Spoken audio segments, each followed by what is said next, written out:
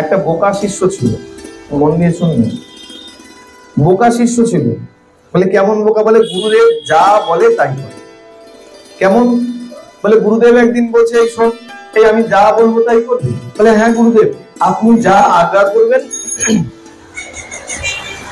আপনি যেমন আজ্ঞা করবেন আমি তেমন করবো। কেন? শাস্ত্রে বলা আছে বিশ্বাস গুরু বাক্যেষু, গুরু বাক্যের প্রতি বিশ্বাস রাখতে হবে। বলে আপনি যা বলবেন তাই করব। বলে আচ্ছা বেশ। একদিন হঠাৎ গুরুদেবের কি মনে হচ্ছে, এই যা আমার ঘরে ওই আমাদের ছেলেটা আছে, ছেলেটাকে কি পুকুরে ফেলে। শিষ্য কি করেছে? বোকা শিষ্য সত্য সত্য ওই গুরুদেবের ছেলেটাকে নিয়ে গিয়ে জলে ফেলে দিয়েছে, পুকুরে ফেলে দিয়েছে। সে ছেলে তো হাবুডুবু খেতে শুরু করেছে, চিৎকার করছে চারদিক থেকে। এখন সব অন্য শিষ্যরা চলে এসছে, এসে সবাই লাফিয়ে পড়ে তাকে তো জল থেকে তুলেছে, তুলে এনে এখন ওই বোকা শিষ্যটাকে অনেক বোকা দিয়ে দিচ্ছে। এই তুই জলে ফেলে দিলি, এভাবে তো মরে যেত তো। বলে কি করবো, গুরুদেব তো আজ্ঞা দিয়েছে। বলে গুরুদেব যা বলবে তাই করবি? হ্যাঁ গুরুদেব যা বলবে তাই করবো। আচ্ছা, এখন অনেক বকাবকি করে তার ছেলেটাকে নিয়ে চলে গেছে। আবার কিছুদিন পরে কি হয়েছে, ওই গুরুদেব আবার ডেকেছে, শোন যা ওই আমার যে ঘরটা আছে ওই ঘরে গিয়ে আগুন লাগিয়ে। এখনকার তো অট্টালিকা নয় যে এখন যদি কাউকে বলাও হয় ঝট করে এসে আগুন লাগানো যায়, তার জন্য অনেক মেহনত করতে হবে এই অট্টালিকায় আগুন লাগাতে। তখন খড়কুটো, বিচুলির ঘর, বিচুলি দিয়ে ছাওয়া ঘর। এখন বোকা শিষ্য তো, আর সে শিষ্য গুরু ছাড়া আর কিচ্ছু বোঝে না। গুরুদেব বলেছে আগুন দিতে, চলে গেছে, গিয়ে সেই ছোট্ট ঘরের মধ্যে আগুন লাগিয়ে দিয়েছে। খড়কুটোর ঘরে গুরুদেবের কুটিরে আগুন লাগিয়ে দিয়েছে। দেখতে দেখতে তো আগুন দাউ দাউ করে আগুন লেগে গেছে। সব শিষ্যরা ছুটে এসছে, বাকি শিষ্যরা এসে জল দিয়ে তাড়াতাড়ি করে অনেক কিছু করে নিভিয়েছে। নিভিয়ে এখন ওই বোকা শিষ্যকে, গুরু ভাইকে এখন অনেক বকাবকি করছে। দূর দূর করে তাড়িয়ে দিয়েছে, যা এইখানে তুই আর আসবি না, আর আসবি না, তোকে যেন আর না দেখা যায়। এভাবে আগুন দিলি কেন? কি করবো, গুরুদেব তো আজ্ঞা করেছেন, যা ঘরে আগুন লাগিয়ে। বলে গুরুদেব যা বলবে তাই করবি তুই? বলে হ্যাঁ আমি গুরুদেব যা বলবো। দূর দূর করে তাড়িয়ে দিয়েছে, চলে গেছে। কিন্তু গুরুদেবের প্রতি কিন্তু কোন রকম হিংসা নেই। গুরুদেব আমাকে বললো আগুন লাগাতে, আর আমাকে তাড়িয়ে দিল, গুরুদেব আসলো না আমাকে রক্ষা করতে, এই নিয়ে কিন্তু মনে কোনো সংশয় নেই। চলে গেছে, বেশ কিছুদিন গেছে। গুরুদেব আজকে দেহ রক্ষা করবেন, দেহ ত্যাগ করবেন, শায়িত রয়েছেন। সব বড় বড় শিষ্যরা এসে, প্রধান শিষ্যরা এসে ঘিরে দাঁড়িয়েছে। এখন যা হয়, গুরুদেব চলে যাচ্ছেন, গুরুদেব একে একে সবকিছু সব দিয়ে দিচ্ছে। প্রধান শিষ্যকে জপের মালাটা দিয়ে দিয়েছে, যা মালাটা নিয়ে যান। কাউকে দণ্ড দিয়ে দিয়েছে, কাউকে যার উপরে যে কম্বলের উপরে বসে ধ্যান করতেন, তপস্যা করতেন, নাম জপ করতেন, কম্বলটা দিয়ে দিয়েছে।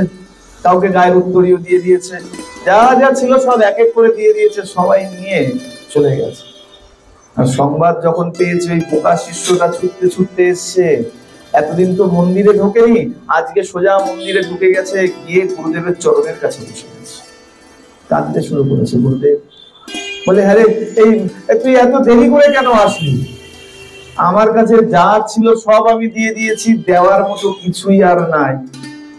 যা ছিল মালা, ঝোলা, লাঠি, কম্বল, উত্তরীয় সব দিয়ে দিয়েছি, আমার কাছে আর তো কিছু নাই। না গুরুদেব, আমি কিছু নিতে আসি নাই, আমার তো দুঃখ একটাই, আপনি যদি চলে যাবেন আমি থাকবো কি? আমি গুরুদেবকে দর্শন কোথা থেকে করব? আমি আশ্রমে থাকতাম না তাও ভালো, দূর থেকে আপনার দর্শন তো করতে পারতাম, কিন্তু আপনি যদি না থাকেন আমি বাঁচবো কিভাবে? গুরুদেব দেখলেন যে শুদ্ধ ভক্ত, বিশুদ্ধ শিষ্য, ডেকেছেন, আয় পাশে বস, পাশে বস। পাশে বসিয়েছেন, বলছে তোর এত ভক্তি গুরু বাক্যের প্রতি, এত ভক্তি তোর? গুরুদেব আমি আর কিছু চাই না, আমি কেবলমাত্র আপনাকে চাই, আপনি থাকুন, আমার আর কিছুর দরকার নেই।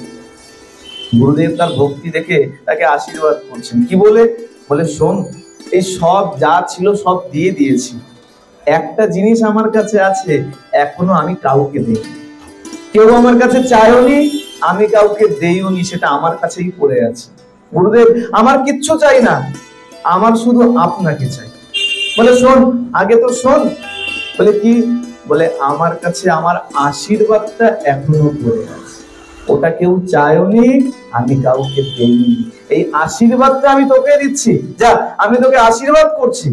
গুরুর বাক্যে তোর এত বিশ্বাস, একদিন জগৎগুরু তোর জগৎগুরু তুই গুরু হবি। জগৎগুরু তোর কাছে এসে দীক্ষা গ্রহণ করবে, শিক্ষা গ্রহণ করবে। এই যে বোকা শিষ্যটা গুরুদেব আশীর্বাদ করলেন, এই বোকা শিষ্যটাই পরবর্তীতে সান্দিপনী মুনি হয়েছে। আর সেই সান্দিপনী মুনির কাছে কৃষ্ণ বলরাম অধ্যয়ন করতে এসেছে। বলে গুরুর বাক্যের প্রতি যদি এতটা বিশ্বাস থাকে, তাহলেই গুরুদেবের কৃপা পাওয়া সম্ভব, নচেত কৃপা সম্ভব না। গুরুদেব চাইলে পরেই একমাত্র বৈকুণ্ঠ আপনাকে দিতে পারে। যদি কৃষ্ণ রুষ্ট হয়ে যায়, গুরুদেব রাখতে পারে, কিন্তু যদি গুরুদেব রুষ্ট হয়ে যায়, ভগবানেরও ক্ষমতা নাই যে তাকে রাখতে পারে। আর যদি গুরুদেব চায়, অন্য যত কিছু করে নেন না কেন, আপনি অনেক অনেক কিছু পেতে পারেন, ইন্দ্রত্ব পর্যন্ত পেতে পারেন। বৈকুণ্ঠ পাওয়া অনেক কষ্ট। আর যদি বৈকুণ্ঠ পাওয়া এত সহজ হয়ে যেত, কত যোগী লাখ লাখ বছর ধরে যোগ তপস্যায় বসে আছে, বৈকুণ্ঠ লাভ করতে পারছে। সেই বৈকুণ্ঠ যদি চাও, একমাত্র গুরুদেব দান করতে পারে। ভাগবতে পরিষ্কার বলা আছে, চিন্তামণির লোক সুখম সুরুদ্রম সর্ব সম্পদ প্রযোচ্যতি গুরুম প্রীত বৈকুণ্ঠং যোগী দুর্লভম। চিন্তামণিকে যদি তুমি সুখী করতে পারো, চিন্তামণি তোমাকে সুখ দিতে পারে।